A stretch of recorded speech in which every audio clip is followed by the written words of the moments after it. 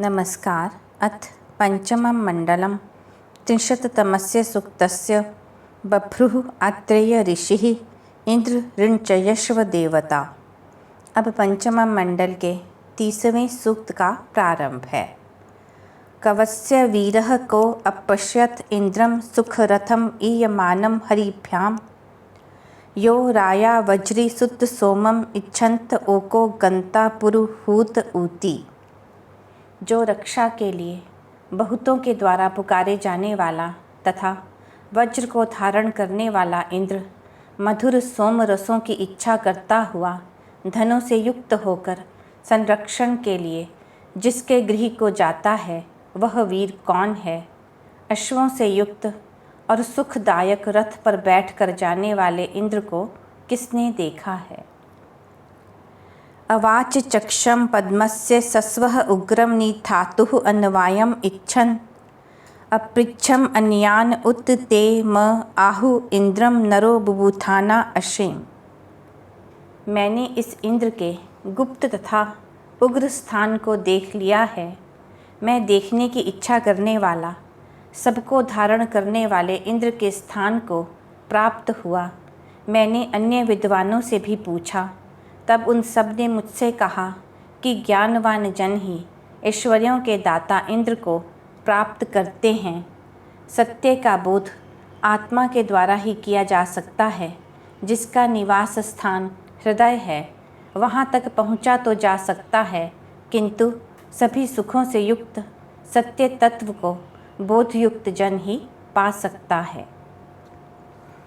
प्रनु वयम सुते या ते कृतानि इंद्र ब्रवाम यानि नो जुजोषः वेदत विद्वान शृण्वत च विद्वान वहते अयम मखवा सर्वसेनः। हे इंद्र, आपके द्वारा किए गए जो पराक्रम हैं तथा आप हमारे द्वारा किए गए जिन कर्मों का सेवन करते हो उन सब का वर्णन हम यज्ञों में करते हैं। उन्हें विद्वान जाने तथा सुने।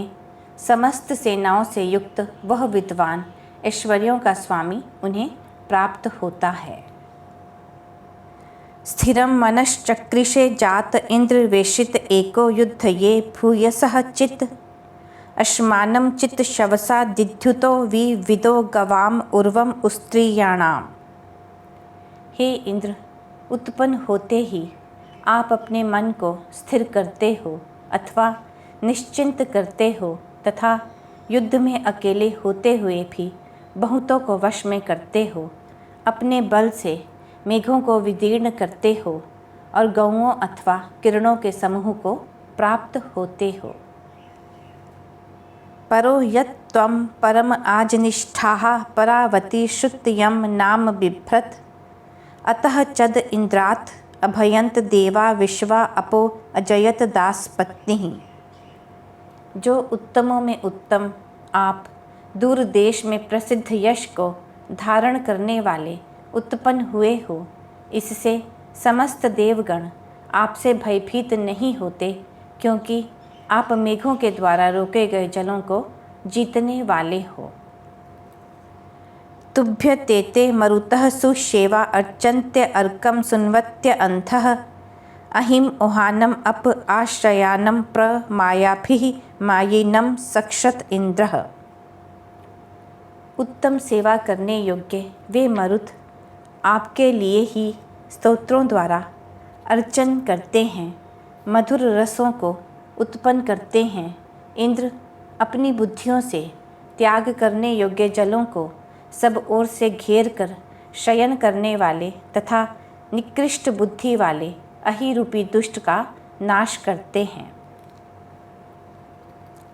विषु मृधो जनुषा दानम इन्वन अहन गवा मघवंत संचकानः अत्रा दासस्य नमुचः शिरो यद वर्तयो मनवे गातुम इच्छन्। हे ऐश्वर्यों के दाता, विशेषता से अभिलाषित आप उत्पन्न होते ही यज्ञों की इच्छा करने वाले अपने किरणों के समान तेजस्वी वज्र से हिंसकों का नाश करते हो। मनु के लिए मार्ग बनाने की इच्छा करते हुए आप इस युद्ध में अहंकार को न त्यागने वाले दुष्ट के सिर को काट डालते हो। युजम ही माम कृथा आदिद इंद्र शिरो दासस्य नमुचहे मथायन अश्मानं चित्स्वर्यं वर्तमानं प्रचक्रियेव रोदसी मरुद्भ्यः। आप मुझे स्वयं से संयुक्त करते हो, तदंतर जलों का त्याग न करने वाले मेघ के सिर को मथते हो, छिन्न भिन्न कर देते हो, व्यापते हुए शब्द करते हुए स्थिर रहते हो तथा पवनों के द्वारा पृथ्वी और अंतरिक्ष को चक्र के समान घुमाते हो।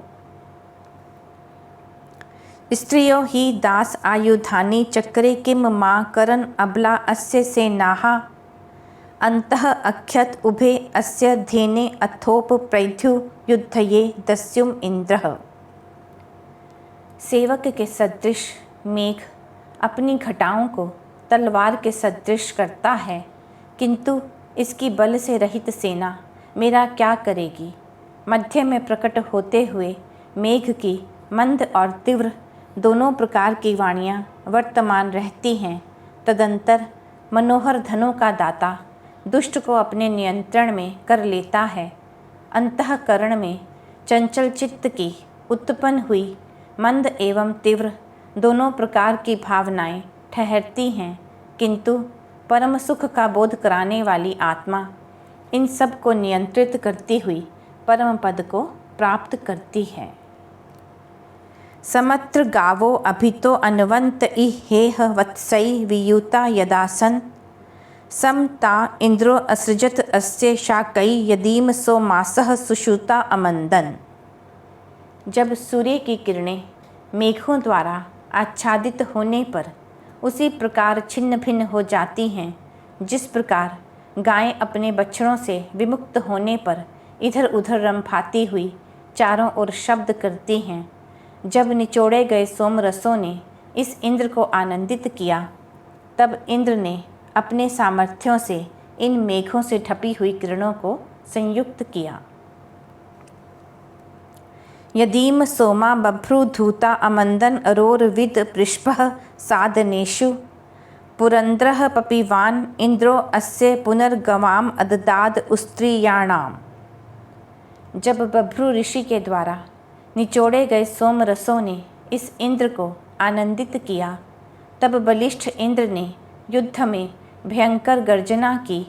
शत्रुओं के नगरों को विदीर्ण करने वाले इंद्र ने सोम का पान किया।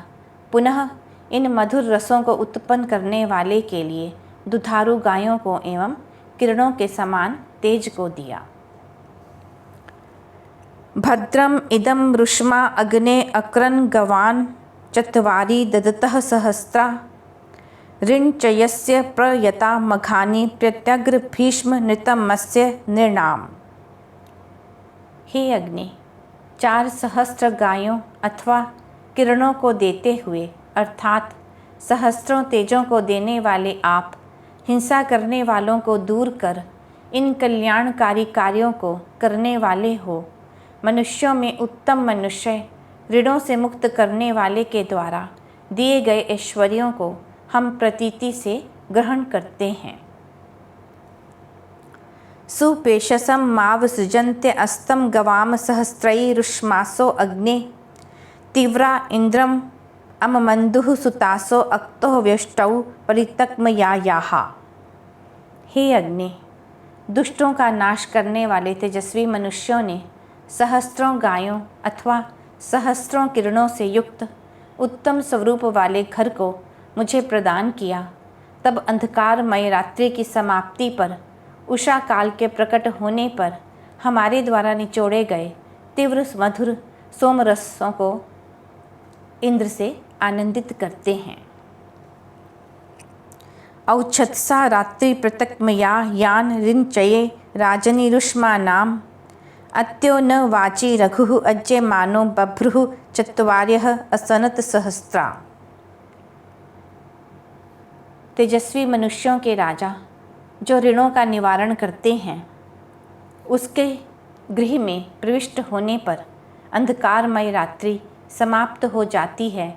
तब निरंतर वेगवान अश्व की भांति शीघ्रता से जाने वाले बभ्रू ने 4 सहस्त्र गायों को प्राप्त किया। ऋणों का होना मनुष्य के जीवन में अंधेरी रात्रि के समान है। उद्यम करने वाला तेजस्वी मनुष्य अपने प्रयत्नों से ऋणों को दूर करता है, किरणों के समान पोषित करने वाली गायों को प्राप्त करता है। चतुः सहस्रम गव्यस्य पशवः प्रत्यग्र भीष्म रुष्मेश्व अग्ने घर्मः चित्त तप्तः प्रवृजे य आसीद अयस्मयः तम वादाम विप्राहा। हे अग्नि, हम तेजयुक्त स्थानों में 4 सहस्त्र गायों रूपी पशुओं को ग्रहण करते हैं।